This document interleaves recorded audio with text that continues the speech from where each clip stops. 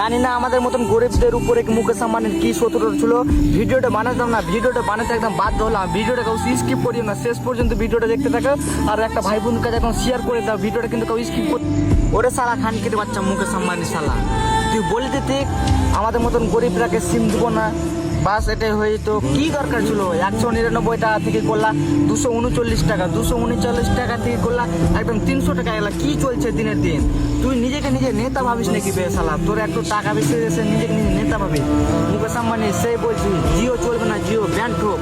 ভাই বন্ধু তোমরা সবাইকে বলছি একদম তোমরা আমার সাথে ফুল সাপোর্ট করো আর ভিডিওটা শেয়ার হোক একদম। কেউ জিও চালাবে না, এয়ারটেল জিও বোধ সব এক ব্যান্ড হোক। ব্যান্ড চাই মানছি না। খানকির ব্যাপারটা মুকেশ আম্বানির জন্য একদম ভিডিওটা মুকেশ আম্বানির কাছে একদম শেয়ার করবে। শালা খানকির ব্যাপারটা শালা বোকা চোদা বলছে 250 টাকা রিচার্জ, 300 টাকা রিচার্জ। ঠিক আছে মেনে নিলাম, 300 টাকা রিচার্জ করতে 5G খানে চলবে না বে শালা বোকা চোদা গুদমারানি। 5G খানে চলবে না শালা। অত টাকা দিয়ে ফোন করছি, 5G ফোন নিচ্ছে শালা। 1 ফুটা টাবার নেই, মাটি টাবার নেই, বাড়িতে টাবার নেই, ফোনে কথা বলে ঠিক রকম ফোনে টাবার নেই শালা। এগুলো কি করছিস বে দিন দিন বে? মানুষকে তুই নেতা ভাবিস নাকি সবসময় বে? মুকেশ আম্বানি তোকে বলছি বে, বুক ফুলিয়া বলছি বে শালা।